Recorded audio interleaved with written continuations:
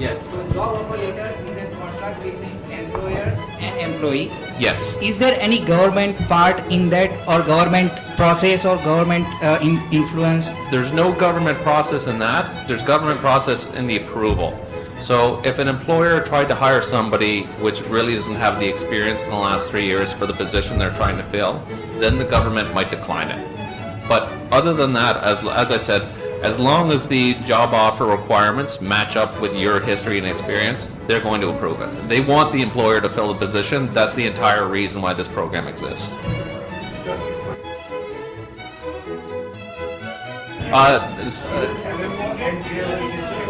Sorry, one at a time. To quickly answer yours, no, there is no LMIA required in this program. That's another unique aspect.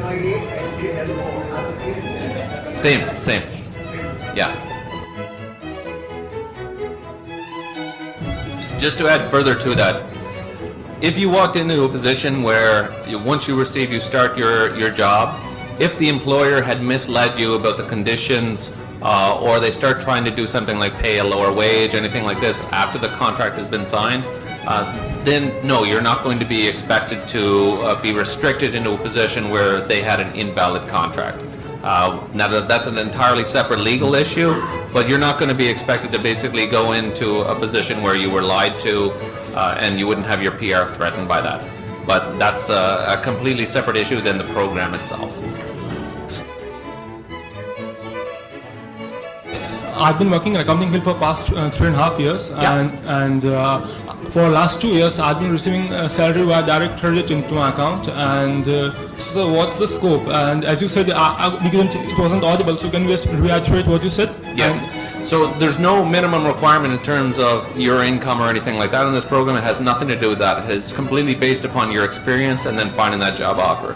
What you have to show is that you have the minimum dollar amount for moving your family there.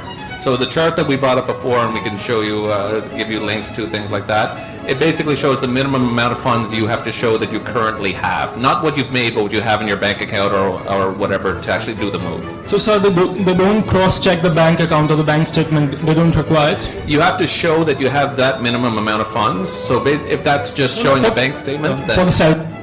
Yes. We don't have to show the proof of salary that we have received in the bank account? Yeah, proof of salary, but that's almost irrelevant because you're leaving that position to go into a new job in Canada. What they're really looking for is just you have that proof of eligible liquidated funds to do the move. Okay? Thank you, sir. Second, one more thing I would like to address. Yes. Why don't, let's assume that we have been selected through the job interview or video call or telephonic conversation, and I get through.